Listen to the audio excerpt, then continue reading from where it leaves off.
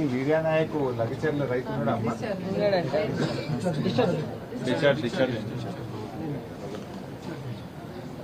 పదో తేదీ నాడు తాండూర్ గిరిజన హాస్టల్లో విష ఆహారం తినడం వల్ల 10 మంది పిల్లలు ఆసుపత్రుల పాలైనట్టు మా దృష్టికి వచ్చింది. అది తెలిసిన వెంటనే గౌరవనీయులు మాజీ మంత్రివర్యులు సవితా ఇంద్రారెడ్డి గారు, గౌరవనీయులు సత్యవతి రాథోడ్ గారు ఇద్దరు కూడా ఆ పిల్లల్ని పరామర్శించుదాము, వాళ్ళ యోగక్షేమాలు తెలుసుకుందామని తాండూర్ ఆసుపత్రికి వెళ్లే ప్రయత్నం చేశారు.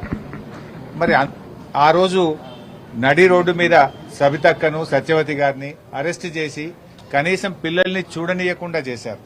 నేను అడుగుతా ఉన్న ఈ ప్రభుత్వానికి, అంతా బాగుంటే ఎందుకు అంత ఉలికి పడతా ఉన్నారు?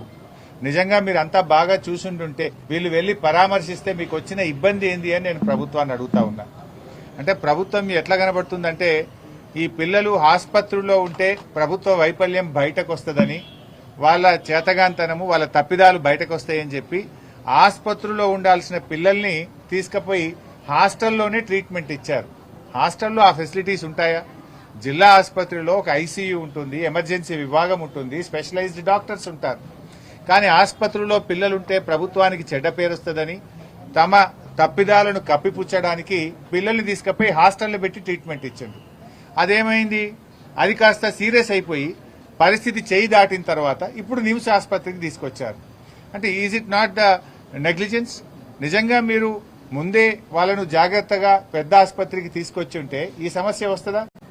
లాస్ట్ టైం వాంకిడి, ఆదిలాబాద్ జిల్లా వాంకిడిలో కూడా ఇలాంటి సంఘటన జరిగితే ముందు వాంకిడి ఆసుపత్రికి తీసుకుపోయి తర్వాత ఆసిఫాబాద్ ఆసుపత్రికి తీసుకుపోయి ఆడికెళ్ళి మంచిర్యాల దవాఖాన తీసుకుపోయి చేతులు దాటినాక నిమ్స్ ఆసుపత్రికి తీసుకొస్తే పాప ముక్కుపచ్చలారని బిడ్డ శైలజ నిమ్స్ ఆసుపత్రిలో చావుతో పోరాడి పోరాడి చివరికి మరణించింది.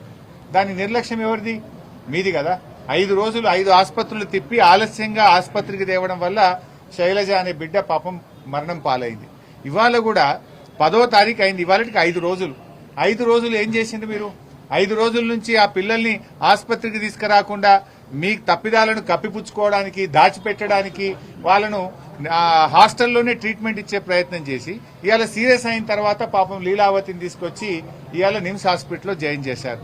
పాపం ఆ మౌనంగా మంచం మీద ఉన్న లీలావతిని చూస్తే మా మనసు కలిచివేసింది, కళ్ళల్లో నీళ్లు వస్తా ఉన్నాయి. ఇవాళ ఆడుతూ పాడుతూ చక్కగా చదువుకోవాల్సినటువంటి పిల్లల్ని ఇవాళ ఆసుపత్రుల పాలు చేస్తున్నారు రేవంత్ రెడ్డి ప్రభుత్వం.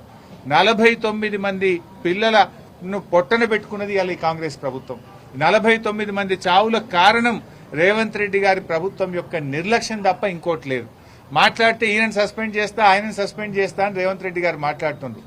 సస్పెండ్ చేయాల్సింది నిన్ను. ఎందుకంటే మెస్ బిల్లులు ఇవ్వకపోవడం వల్ల, సకాలంలో వాళ్ళకి రావాల్సిన బకాయిలు చెల్లించకపోవడం వల్ల నాణ్యత లోపించింది. తప్పు నీ దగ్గర పెట్టుకొని నువ్వు వార్డెన్ల మీదనో లేకపోతే ఆ గురుకుల ప్రిన్సిపాల్ల మీద వాళ్ళని బెదిరిస్తే ఏమొస్తుంది? ఇప్పుడు 6 నెలల బిల్లులు పెండింగ్ పెట్టినావు, 5 నెలల బిల్లులు పెండింగ్ పెట్టినావు. నిన్న మేము గట్టిగా హాస్టల్లకు పోయి మేము తిరిగితే నిన్న కొన్ని బిల్లులు ఇచ్చిండ్రు. ఎప్పుడు? నిన్న.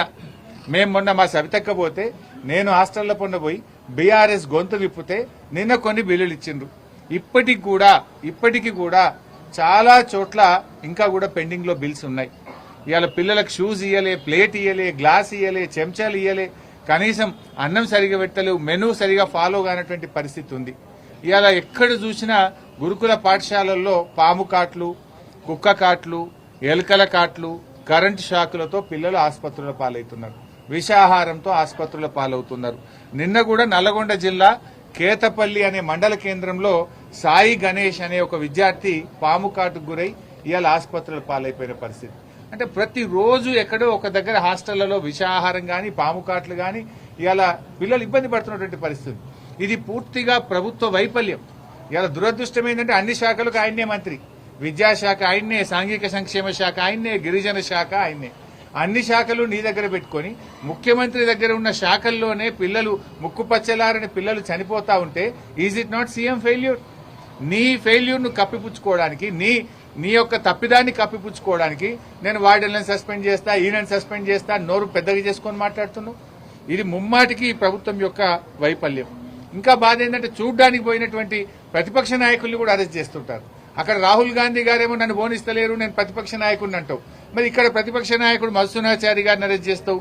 జిల్లాలో 15 ఏళ్లు సీనియర్ మంత్రిగా పనిచేసిన సబితా ఇంద్రారెడ్డి గారిని అరెస్ట్ చేస్తా ఉంటావు.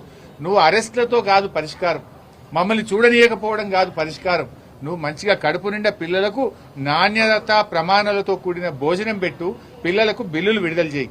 చలికాలం వచ్చింది, ఇవాళ మంత్రులంతా ఏదో యాత్ర పట్టినరు, ముఖ్యమంత్రి పోతుండట. సంతోషం, అయి వెల్కమ్. కనీసం ఏడాది తర్వాతనన్నా ప్రతిపక్షం తిడతా ఉంటే, ప్రతిపక్షం మీ తప్పిదాలు ఎత్తి చూపుతుంటే ఏడాది తర్వాతనన్నా ఇవాళ పోతున్నారు, చాలా సంతోషం. పోయిన కాడ చూడండి, చలికాలం ఆడపిల్లలు చలిలో వణికిపోతున్నారు. అక్కడ ఉండేటువంటి సోలార్ ప్యానెల్స్ కోతులు అన్ని చెడగొట్టినాయి అంటున్నారు. ఆ సోలార్ ప్యానెల్స్ బాగు చేస్తారా? పిల్లలకు వేడి నీళ్ల సరఫరా ఎట్లా చేస్తారో దాని మీద ప్రయత్నం చేయండి. పిల్లలకు ఇంకా షూస్ ఇవ్వలేదు. సోషల్ వెల్ఫేర్ రెసిడెన్షియల్ స్కూళ్లలో 4 జతల బట్టలు ఇవ్వాల్సిన చోట 1 జత బట్టలు కూడా ఇవ్వలేదు. అవి చూడండి, చాలా చోట్ల వాళ్ళ బాత్రూమ్స్ వాష్రూమ్స్ సరిగా లేవు, డోర్లు సరిగా లేవు, చలికాలం కిటికీలు సరిగా లేక తలుపులు దెబ్బతిని అక్కడక్కడ చలిలో పిల్లలు వణికిపోతున్నటువంటి పరిస్థితి ఉన్నది. మీరేదో ఫోటో పోజులు ఇచ్చుడో లేకపోతే షో పుటప్ చేసిన మాని హాస్టల్లన్నీ కూడా కలియదిరిగి పిల్లలతో ఇంటరాక్ట్ అయ్యి పురుగులన్నం ఎందుకు పెడుతుండ్రో అడగండి. ఇప్పుడు మేము లీలావతి అనే అమ్మాయిని ఏమైంది బిడ్డ అని అడిగితే పురుగుల కిచిడి పెట్టిండ్రు, కిచిడీలో పురుగులు కనబడ్డాయి సార్, మేము అడిగితే మమ్మల్ని కొట్టారు, మేము ఆ అన్నం తినడం వల్ల మాకు ఇబ్బంది వచ్చింది అని అమ్మాయి చెప్తా ఉంది. ఆ పురుగుల అన్నం పెట్టడం వల్లనే ఇబ్బంది. నీ పాలనలో ఇవాళంతా సంక్షోభం. కేసీఆర్ పాలన అంతా సంక్షేమం అయితే నీ పాలనంతా సంక్షోభం. మాకు పురుగులన్నం వద్దు అని రోడ్లెక్కి పిల్లలు ధర్నాలు చేయాల్సినటువంటి పరిస్థితి వచ్చింది నీ పాలనలో. సో ఈరోజు ప్రభుత్వం వెంటనే ఇప్పటికీ కూడా హాస్టళ్లలో పనిచేసే అవుట్ సోర్సింగ్ ఉద్యోగులకు 4-5 నెలల నుంచి జీతాలు పెండింగ్ ఉన్నాయి. హాస్టళ్లలో ట్యూషన్ చెప్పే ట్యూటర్ల జీతాలు ఇంకా కూడా పెండింగ్ లో ఉన్నాయి. మెస్ బిల్లులు ఇంకా పెండింగ్ లో ఉన్నాయి.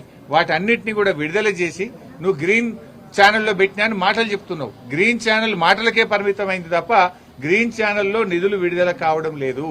మొన్న సిద్దిపేటలో నేను సోషల్ వెల్ఫేర్ రెసిడెన్షియల్ హాస్టల్ కి వెళ్తే 6 నెలల నుంచి బిల్లులు పెండింగ్ లో ఉన్నాయని హాస్టల్ వార్డెన్ చెప్పారు. అంటే మరి గ్రీన్ ఛానల్ ఏమైనట్టు? గ్రీన్ ఛానల్ ఉంటే 6 నెలలు హాస్టల్ బిల్లులు పెండింగ్ లో ఉంటాయా? అంటే నీ ప్రభుత్వం మాటలకు ఎక్కువ చేతలకు తక్కువ అన్నట్టుగా తయారైంది. నువ్వు ఢిల్లీ పెద్దల మీద ఉన్న ప్రేమ మన హాస్టళ్లలో ఉండే పిల్లల మీద నీకు లేదు. ఢిల్లీ పెద్దలను ప్రసన్నం చేసుకోవడానికి ఢిల్లీ చక్కర్లు ఎక్కువ కొడుతున్నావు తప్ప గురుకులాల్లో చదివే పిల్లల గురించి పట్టించుకునే సోయి నీ ప్రభుత్వానికి లేకపోయింది. ఈ రోజు ఆ భగవంతుని కూడా మేము ప్రార్థిస్తా ఉన్నాం. లీలావతి తొందరగా కోలుకోవాలని, తిరిగి చక్కగా అమ్మాయి చదువుకోవాలని, పైకి రావాలని ఆ భగవంతుని ప్రార్థిస్తా ఉన్నాం. ప్రభుత్వం ఇప్పటికైనా ఈ కప్పిపుచ్చడాలు అనుకొని ఎక్కడన్నా ఏదైనా సంఘటన జరిగితే ఆ పిల్లల్ని మంచి ఆసుపత్రికి తీసుకొచ్చి మంచి వైద్యం ఇప్పించే ప్రయత్నం చేయాలి. ఇప్పుడు తాండూరులో కూడా ఇంకా 9 మంది పిల్లలు హాస్పిటల్లో ఉన్నారని తెలిసింది. ఒకవేళ వాళ్ళు బాగుంటే చాలా సంతోషం. ఏదైనా ఇబ్బంది ఉంటే వాళ్ళని కూడా నిమ్స్కి తెచ్చి మంచి వైద్యాన్ని అందించాలని ప్రభుత్వాన్ని కోరుతున్నాం.